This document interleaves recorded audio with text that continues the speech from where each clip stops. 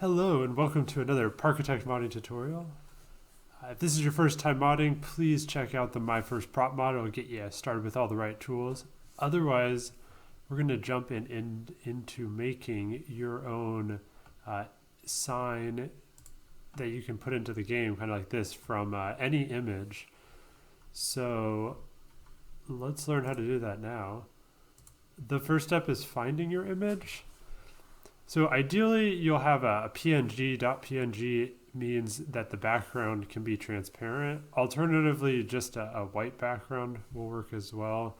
We're trying to get something with contrast because we want to convert the image into an outline that we can then load into Blender, and then we'll texture it. So just to give you an example of that, you want to get this black outline in there, and then we'll bring in the texture and lay that back on there if we want. So when I searched images, this came up, which looked promising, but you can actually see when you open it, and you always want to like right click, open image in new tab, because if you try to just copy or save from here, you're getting the Google's preview, which isn't the actual full res image. But you can see, since that was Pinterest, it's got its own preview layered on that. And so this is actually a JPEG, and there's all these dumb squares in the background, which if it was a PNG, that's just how it shows transparency. But in this case, it's been sort of flattened, and this is actually pixels, rendered into the image. And we don't want that. That'll import weird. So I found another image. This guy, he's a PNG. He's got a white background, but that's fine because we got good contrast. So I saved that. And then you want to find a converter. So I like image.online-convert.com and then convert to SVG. These tools have lots of different settings you can configure. So we're going to just drag our image into here. I've set the black and white threshold to 90, so it's like a 0 to 100. And then I've also set this quite high, which kind of will get rid of gaps. So I'll start that running, but I'll just show you the output. So if you aren't getting rid of gaps, this Mickey did have white features there. So it's trying to find contrast and build an outline. So it did the outside, and then it also built outlines here. Maybe you want that, then you could like extrude the eyes or something. But this clean outline might be easier to work with. And then that threshold value is just helping it. If you set that really low, it might see this lighter colored flesh tone also as a different variant of white, and then it would start outlining. And maybe you want that. Maybe you get a ton of different vector lines there. So play with it, experiment. And then when you're happy, this will auto download your SVG file here, which is a 2D vector file, kind of the equivalent of a 3D, but for 2D. So starting from scratch here, we're in our Blender Parkitect mod template folder or file, and you can get that blend template just from my main channel page. There's a Google Drive link. We're going to import SVG right here, Scalable Vector Graphics, downloads. Let's find our newest SVG, or second newest, I suppose. This is one I set up how I wanted earlier. So it started like that. I just hit S to scale it, make it a little easier to work with. Do a top view. Let's see. So we will make this about the size of one Parkitect square. Seems about right. And then just so we don't forget later, we're going to apply our rotation and it looks like we can't do that yet here. So now that we're happy with that, we actually want to convert this. So it's a curve, which is sort of this funky SVG thing. There's definitely more detailed tutorials on how to adjust curves, but basically there's these like handles, and they just like track edit, or if you've ever used Planet Coaster and you're laying out a track, it's kind of like that. So you can mess with that, but we want to convert this to a mesh. So we'll select that, object up there, convert to, we want it to be a mesh from a curve. And we're going to just keep original, because why not? It'll just hide the curve there. So now we've got our mesh. We'll call that mouse, just a generic mouse number 1. All right, tab in here. So we can see this has 1,300 vertices. That's not too bad. Won't make the game lag too much. I mean, that's reasonable for a prop, but we could optimize it a bit. And if you have a more complicated drawing, that could get large quite quickly. So we'll do that. We want to decimate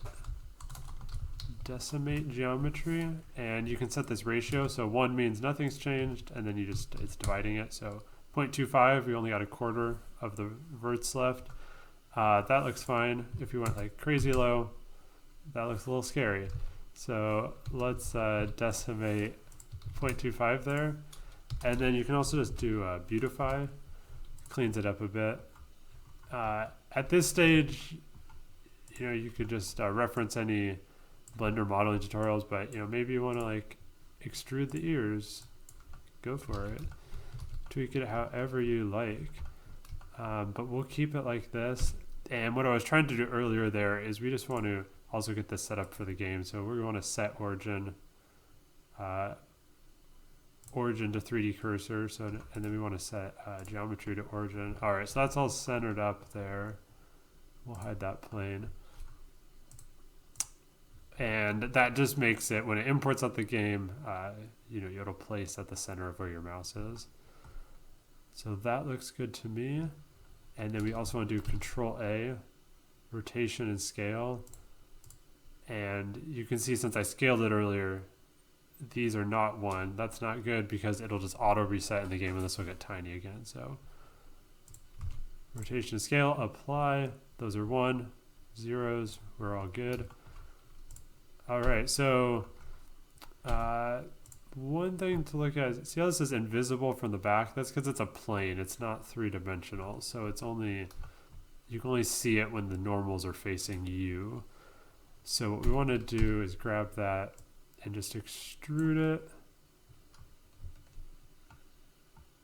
You could leave it as a plane. It just might look a little funky in game if someone's rotating it around. So you can extrude that. You can also give it a really tiny extrusion. So that's fine.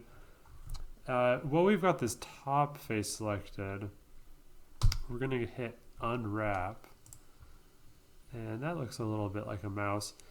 So this is the default game texture. Other tutorials go into this more, but you could just set the colors right here however you like. But if we want to get fancy, we can add that image as the texture so it looks a little more detailed. The way to do that is down here. This ball is the image. So it's best to work with your materials when you're in object mode, not edit mode. So we'll be in object mode. We'll remove our old texture, add a new one. There we go, add new material. Okay. Base color, this is going to be a image texture. We're going to open our image. And this should be the one. All right. So that's opened up there. Let's now swap to it here. Okay, we're gonna have to zoom out because this is a larger image. All right, we're gonna tab in. Okay, so let's get this lined up here. So we want to, we've got this selected over here. We can rotate that. Let's do 160 degrees, line this up. I won't spend too long on this, but of course you could fiddle with it and get it just right.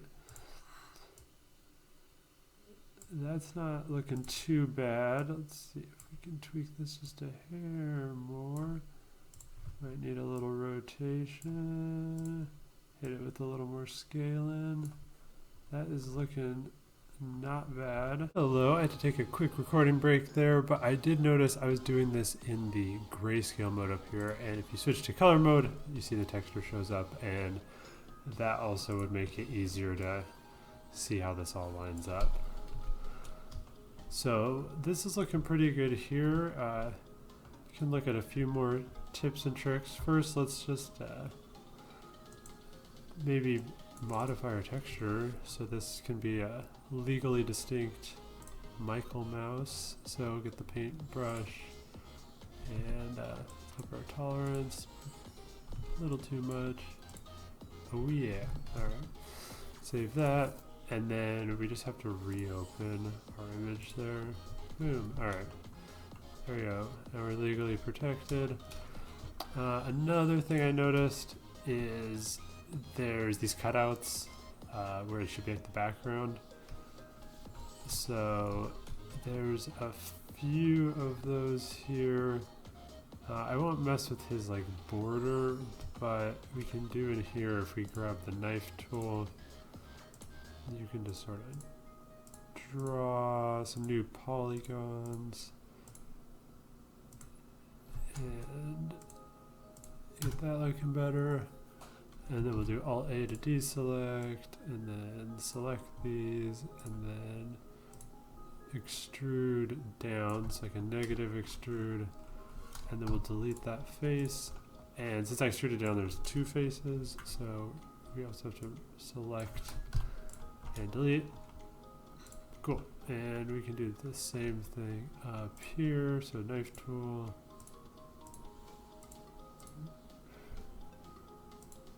And just cut this out and select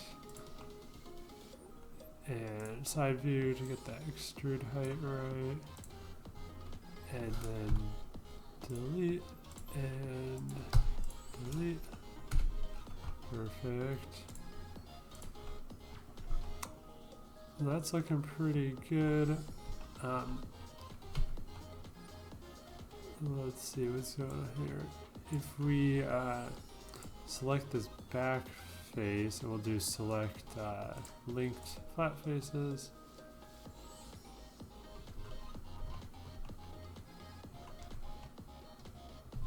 Oh, that would have been my bad deleting things that I wasn't meant to mess with. Let's see, we'll undo some of this. Yeah, so that's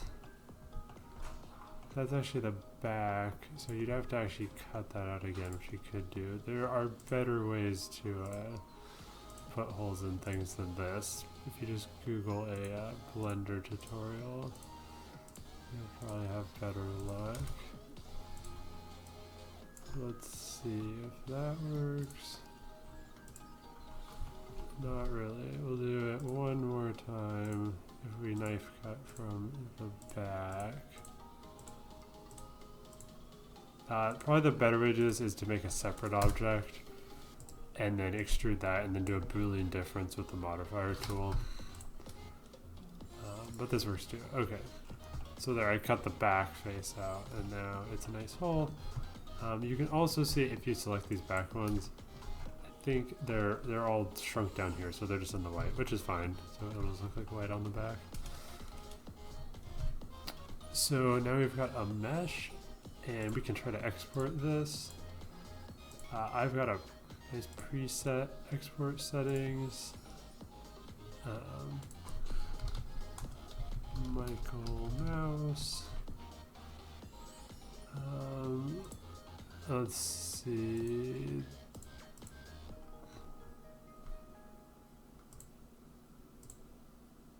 I want to include just selected objects. That should be everything we need. And let's export it. And then we'll go to our Unity project, resources, and we'll open that folder. Drop in our model, and let's also put our texture in there. Okay. There we go. Make that a deco object. That all looks good. We can make it resizable. And you can add placement sounds now, which is fun. Do metal. Alright. And then if we look at this,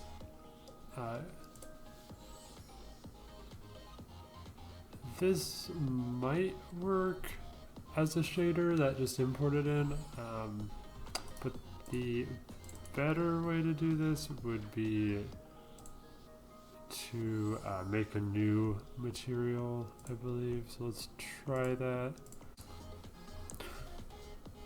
So I just double checked, and it is recommended you go to Parkitect and use this diffuse if you don't have transparencies. And there's more information about that in my custom texture tutorial video, but that'll just make this more robust. So it does work just as imported, but if you use the Parkitect shader, it'll work as the devs update the game. So it's our new material, Parkitect shader, and then you just drag your texture right there, and then now our material's got our mouse on there, and you just drag that and it applies. And you can see now it says new material, and then you can just hit export, and if we test that out in the game, there is our mouse. And I've got rotation anarchy installed, so we can just stick that on the wall. He's got the cutout there. Looks pretty good. So thanks for watching. I look forward to seeing your mod.